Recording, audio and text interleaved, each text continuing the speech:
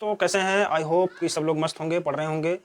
तो दोस्तों आज हम लोग स्टार्ट करेंगे कक्षा 10 की गणित का जो 6वां चैप्टर है त्रिभुज। त्रिभुज को हम लोग सीखेंगे और एकदम बिल्कुल सभी लोग कंसंट्रेट होकर के सीखना, क्योंकि ये चैप्टर बहुत ही इंपॉर्टेंट चैप्टर है और सभी लोग पूरे एकदम लगन के साथ कॉपी कलम ले लो, एकदम बी केयरफुल होकर के बैठ जाओ। ठीक है, तो दोस्तों अगर आपको सीखना है तो इस वीडियो को पूरे अंत तक देखना, तभी आप कुछ सीख पाओगे, वरना कुछ नहीं सीख पाओगे। तो हम एक बिल्कुल एकदम त्रिभुज को शून्य से स्टार्ट करते हैं और ठीक है, कोई भी डाउट आपके अंदर नहीं रहेगा। तो चलिए दोस्तों स्टार्ट करते हैं। तो आज हम लोग स्टार्ट करते हैं त्रिभुज। सभी लोग ध्यानपूर्वक समझेंगे त्रिभुज क्या होता है। ट्राइंगल, इसको इंग्लिश में क्या बोलते हैं?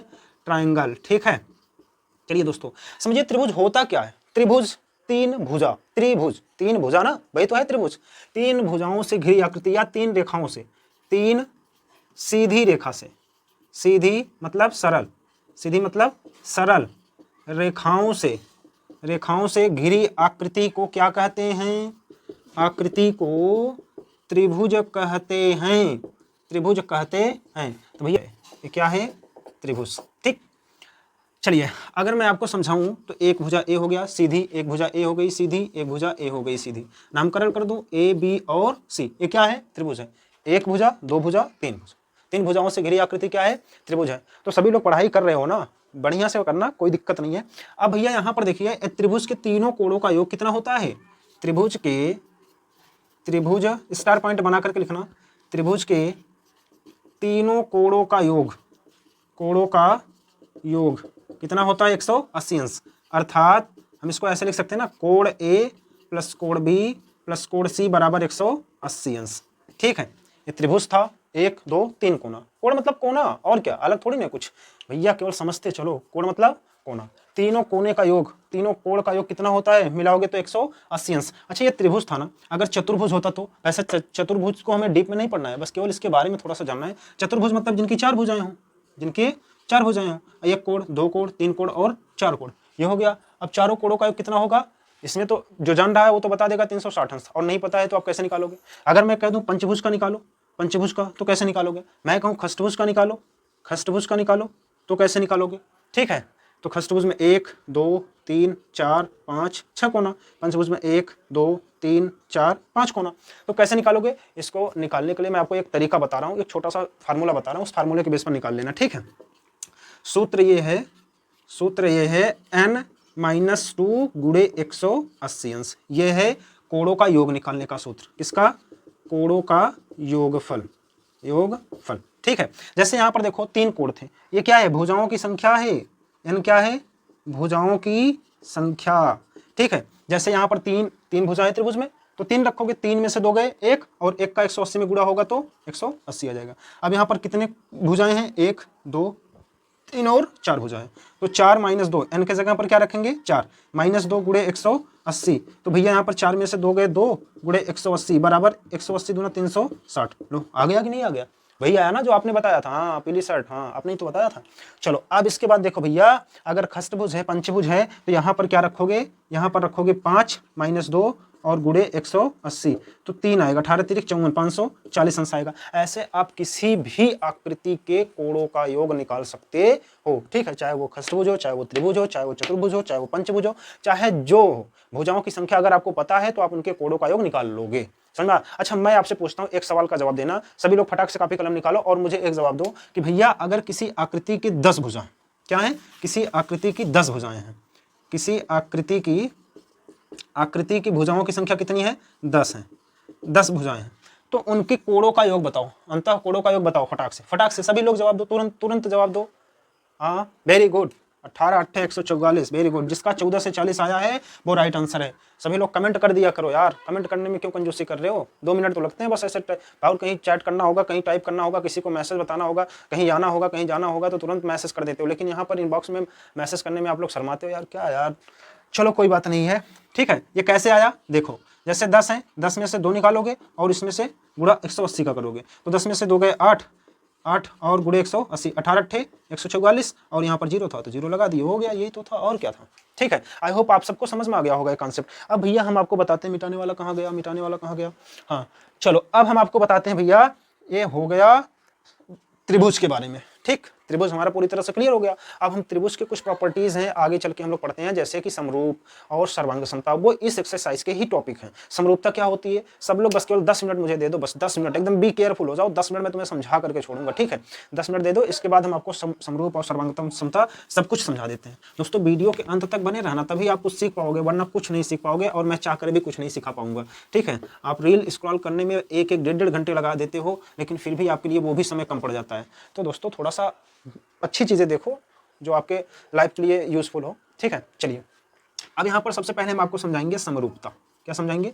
समरूपता। समरूपता क्या होती है, ध्यान दो। मतलब समरूपता नाम से स्पष्ट है, रूप मतलब आकार, रूप मतलब आकार, सम मतलब समान, समरूपता समान रूप का, ठीक है।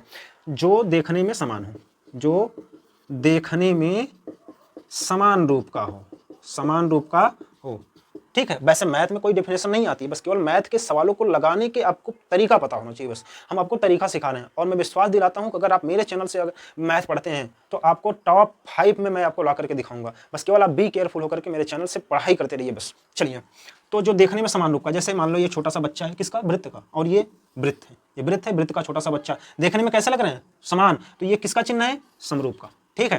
ये किसका चिन्ह है? समरूप का चिन्ह है। समझ में आया? अगर जैसे मैं एक छोटा सा वर्ग ले लूं और एक बड़ा सा वर्ग ले लूं, तो ये देखने में कैसे हैं? ये भी वर्ग, ये भी वर्ग, समान रूप के है ना, तो क्या कहलाएंगे? समरूप कहलाएंगे। अच्छा, समरूपता के कुछ प्रॉपर्टी भी हैं, उस प्रॉपर्टी को सीख लो। आप देख करके थोड़ी बताएंगे, हम लोग सवाल जब देखेंगे तो सवालों को देख करके नहीं बताना है हमें कैसे बताना है? सबसे पहले सवाल को एक गणितीय रूप से, जिस तरह से इसका नियम कहता है उस नियम का पालन कराएंगे। अगर पालन करेगा तब तो ठीक है, नहीं करेगा तो भैया नहीं है, बात खत्म।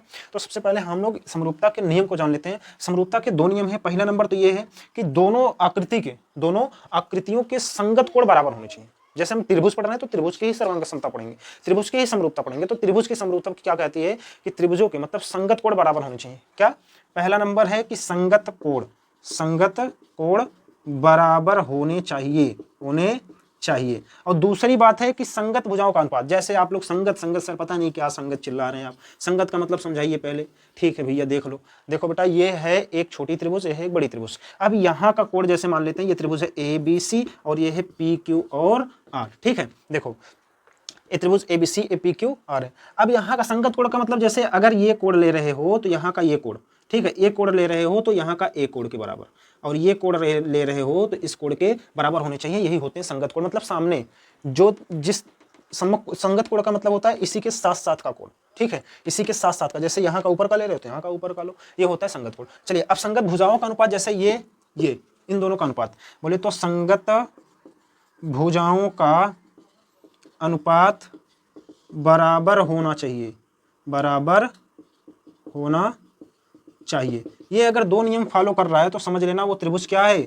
समरूप है। त्रिभुज कैसे ही है? समरूप है। समझ में आया? आई होप आप समझ गए होंगे, ठीक है। बहुत समझदार हो आप लोग, हाँ सही कह रहे हो, बहुत सही, बिल्कुल सही। चलो, अब समझ में आया? कोई दिक्कत नहीं है। तो भैया चलिए अब हम लोग आगे चलते हैं। समरूपता हो गई। अब एक एग्जाम्पल लेकर के समझाते हैं। सपोज कर लो, 1 मिनट, मिटाने वाला कहाँ चला जाता है यार, यही है, भूल जाते हैं भाई तुम लोगों के चक्कर में। हाँ, पढ़ा रहे हैं ना। चलो ठीक है, वीडियो को एकदम दबा कर शेयर करना, ठीक है, लाइक करना मत भूलना। लाइक कर दो ना, अब इतना टाइम देख लिए, अब भी नहीं समझ में आया तुम्हें? अब लाइक कर दो भाई, लाइक कर दो, शेयर करो और दोस्तों तक पहुंचाओ वीडियो, ठीक है। अकेले पढ़ोगे? अकेले तुम्हें एग्जाम देना है क्या? नहीं ना, तो सबको पहुंचाओ, सबको बताओ कि PK सर आ गए हैं धमाल मचाने इस बार 2025 के बोर्ड एग्जाम में, ठीक है।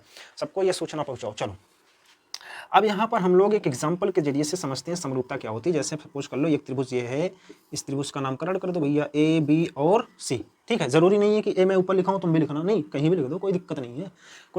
ये 40 अंश मान लेते हैं, ये 60 अंश मान लेते हैं, और 40 60 100 और यहाँ पर 80 बच रहा है तो 80 इसको मान लेते हैं, क्या दिक्कत है। एक त्रिभुज यहाँ पर हम मान लेते हैं, सपोज कर लो ये है 60 अंश, ये है 40 अंश और ये है 80 अंश, ठीक है। कोई दिक्कत नहीं है ना। हाँ, मैं थोड़ा सा चेंज किया हूँ, क्योंकि सेम रहेगा तो मतलब ही क्या निकलेगा, चेंज रहेगा तभी तो समझ पाओगे। चलो भैया, अब यहाँ पर मान लेते हैं ये भुजा 1 है, ये भुजा 2 है। यहाँ पर हम मान लेते हैं ये भुजा 2 है, ये भुजा 4 है। यहाँ पर हम मान लेते हैं ये भुजा 3 है, ये भुजा 6, ठीक है। नहीं, यहाँ पर 6 मान लेते हैं, यहाँ पर 2 मान लेते हैं, ठीक है। कोई दिक्कत नहीं। हमने समरूपता के 2 नियम बताए और दोनों नियमों का पालन होना चाहिए, वरना समरूप नहीं होगा, ये याद रखना। मैंने पहला नियम क्या बताया, तुम बताओ। तुम अरे भाई कहाँ जा रहे हो, तुम बताओ ना, पहला नियम क्या है? पहला नियम हमने आपको क्या बताया, पहला नियम तो यही बताया ना, कोणों संगत कोण बराबर होने चाहिए। दूसरा नियम हमने क्या बताया कि दोनों त्रिभुजों के संगत भुजाओं का अनुपात बराबर होना चाहिए। अभी तक आप नहीं समझे, अनुपात का मतलब है भैया जैसे ये पी क्यू और ए आर, देखो ये छूट रहा था ना, वो बच्चा पूछा तब याद आया, हाँ सही बात। संगत भुजाओं का अनुपात बोले तो ए बी और इसका क्या है 60-40, 60-40 के बीच पी क्यू। ए भुजा का अनुपात मतलब इस भुजा में इस भुजा का भाग करो। फिर इसके बाद यहाँ पर देखो 60 और 80, 60 और 80 ए भुजा और इस भुजा का अनुपात करो, ए भुजा और ए भुजा। अभी मैं सवाल के जरिए समझा रहा हूँ, फिर भी यार चलो कोई बात नहीं है। यहाँ पर देखो कोण ए 60 अंश है, तो इसमें कोण कौन सा 60 अंश है, क्यू, तो कोण क्यू 60 अंश, कितना है 60 अंश। इसके बाद कोण बी 40 अंश है, तो कोण 40 अंश कौन है, पी, कोण पी बराबर कितना हुआ 40 अंश। इसके बाद कोण सी और यहाँ पर क्या है कोण आर, कोण आर कितना है 80 अंश। देखिए इस त्रिभुज का यह है त्रिभुज ए बी सी तथा त्रिभुज पी क्यू आर से, ठीक है। तो ए बी सी में कोण ए लिए हैं, पी क्यू आर में कोण क्यू लिए हैं, ये दोनों बराबर है ना। हमने क्या बताया था, अगर संगत कोण बराबर हैं तो ये कैसे त्रिभुज है, समरूप हैं। लेकिन इसके बाद एक केस और बताया था भैया, और मैं आपको एक राज की बात बता रहा हूँ, अपने मम्मी पापा से मत बताना, ठीक है। राज की बात यह है कि अगर संगत कोण बराबर रहेंगे तो भुजाओं का अनुपात भी बराबर रहेगा, ये लिख करके रख लो, ठीक। हाँ चलो, अब जैसे यहाँ पर त्रिभुज ए बी सी तथा त्रिभुज पी क्यू आर से, ठीक है।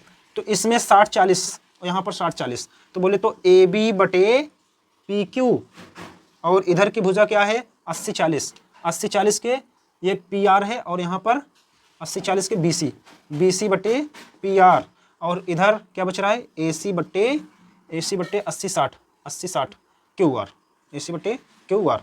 अब ए बी की वैल्यू क्या है 1, पी क्यू की ए बी की वैल्यू 2 है, ए बी की वैल्यू 2 है, और पी क्यू की वैल्यू 4 है, रखो। इसके बाद बी सी की वैल्यू 1 और 2 बराबर 3 और 6, 2 दूना 4, 1/2, 3 दूना 6, 1/, देखो 1/2, 1/2, 1/2, अनुपात बराबर है ना, यहाँ पर लिख लेना। अतः दोनों त्रिभुजों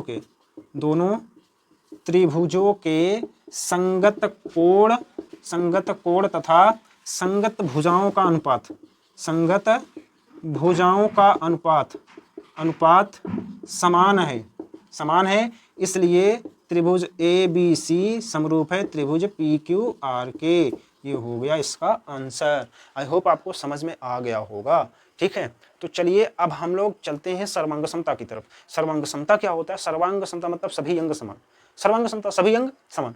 जब सभी अंग समान होंगे, दो आकृति होगी, दोनों आकृतियों का अगर सभी अंग समान है तो समझ लेना वो सर्वांग सम है, अन्यथा सर्वांग सम नहीं होगा। हाँ, एक सर्वांग सम समरूप हो सकती है, लेकिन समरूप सर्वांग सम नहीं हो सकती, ये जरूरी नहीं है, ठीक है। नोट पॉइंट करके लिख लेना, नोट पॉइंट करके क्या लिखोगे, समरूप सर्वांग सम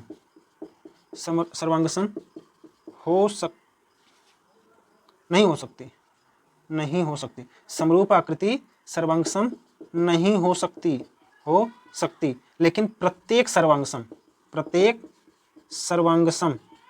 समरूप होती है, ठीक है। प्रत्येक सर्वांग सम समरूप होती है, ये नोट पॉइंट करके लिख लेना, बहुत इंपॉर्टेंट पॉइंट है। तो अब हम लोग देखते हैं एक्सरसाइज को, ठीक है। अब एक्सरसाइज के हर एक सवाल को आप बता लोगे, तो चलिए अब यहाँ तक कॉन्सेप्ट आप सीख गए ना। तो चलिए अब इसके आगे हम अब नेक्स्ट वीडियो में सिखा पाएंगे, क्योंकि वीडियो बहुत लंबी हो रही है और आप लोग भी हमारे हिसाब से जो है देख रहे हैं, झूल रहे हो, नींद आ रही है, किसी की जम्हाई आ रही है, बाहर हम आ करके, ठीक है। तो दोस्तों आज की वीडियो बस यहीं तक, अब मिलते हैं नेक्स्ट वीडियो में। तब तक आप अपने दोस्तों को ये सूचना जरूर पहुंचाइए कि वीडियो लेकर के आ गए हैं पीके सर, और सभी बच्चे जुड़ जाएं, ठीक है, और बढ़िया से पढ़ाई करें। इस बार 2025 में एक बोर्ड एग्जाम में हम लोग धमाल मचाने वाले हैं, पूरी तरह से फिजिक्स और मैथ को हम पूरी तरह से कवर करेंगे, और ये जो है कक्षा 10 और कक्षा 12 के लिए ही होगा ये चैनल। इस समय तो 2 ही क्लास चल पाएगी, बाकी जो है और सिस्टम बनता है तो हमारे पास अगर समय मिलता है तो हम 9 और 11 की भी क्लासें लगाएंगे मैथ और फिजिक्स की, ठीक है। तो आई होप आपको वीडियो बहुत अच्छी लगी होगी और आप हमारी वीडियो से कुछ ना कुछ सीखे होंगे। दोस्तों यदि आप कुछ सीखे हो तो जरूर वीडियो को लाइक करके जाना और चैनल को सब्सक्राइब करके जाना, अपने दोस्तों तक पहुंचाना मत भूलना, कृपया करके सभी दोस्तों को सूचना पहुंचाओ, जल्द से जल्द पहुंचाओ, क्योंकि अगर बच्चा पहली क्लास लेता है ना, पहली क्लास से अगर पढ़ाई करता है तो उसको विधिवत ढंग से समझ में आता है, और ये चैप्टर एक ऐसा चैप्टर है कि जिसका अगर बेस नहीं मजबूत रहेगा तो समझ लो सवाल नहीं लगा पाएगा। दोस्तों अपने दोस्तों तक जरूर पहुंचाइए, ठीक है। हाँ चल रहा, इतना बात याद रखना, ठीक है। चल ठीक है, मिलते हैं नेक्स्ट वीडियो में। जय हिंद, जय भारत।